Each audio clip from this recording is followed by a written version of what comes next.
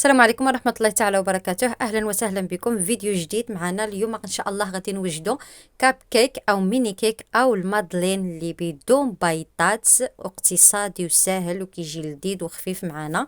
غادي نبداو بسم الله على بركة الله. هنايا عندي 150 غرام ديال الدقيق أي الطحين، وهنايا عندي 40 غرام ديال الكاكاو. غادي نغربلو، غنغربل مع 8 غرام ديال الخميرة الحلويات، غنغربلو مزيان. قبصة ديال الملح، عندي هنايا كاس ديال السكر، سكر سنيده. غنخلطو كلشي مع بعضياتو.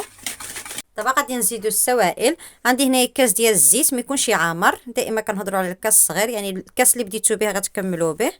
عندي هنايا كاس ديال الماء، ما يكونش بارد بزاف وما يكونش دافي عاوتاني بزاف. صافي هنايا غادي نخلطوا كلشي مع بعضياتو. صافي هنايا من بعد ما خلطنا هيدا مزيان حتى ذوبنا داك السكر اللي فيه، نشبروا الشوكولات بحال هيدا كيف ما كان النوع ديالو. غادي نقطعوه واحد الطريفات صغارين بحال هيدا باش كيجي معلك يعني من داخل بالشوكولات.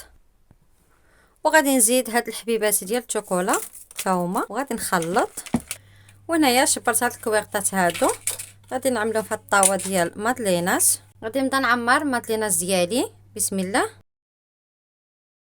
صافي هنايا من بعد ما عمرتهم غادي نزوقهم بشي سبيطاج ديال الشوكولا من فوقي باش كيجيو فحال ديك موفينز، كيجي من داخل معلقين بالشوكولات وحتى من على برا من الوجه ديالهم كيجيو لذاذين ومزيونين. صافي دابا غادي ندخلوهم للفران، غادي نخليوهم حتى يتنفخوا معنا ويطيبوا معنا ونخرجوهم. ومن بعد ما طابوا معنا كاب كيكس ديالنا اللي انا هنايا خرجوا لي 15 حبه، يعني 15 وحده اللي خرجت لي هاد الكميه اللي انا حضرت معاكم. نشوفوا دابا كيفاش كيجيو من داخل، عرفتي كيجيو هشاشين ومعلكين بالشوكولات كيف ما كتشوفوا رطيطابين، حتى المذاق يا سلام يا سلام ما تشبعوش منه. وهنايا كنكونوا وصلنا لنهايه الفيديو.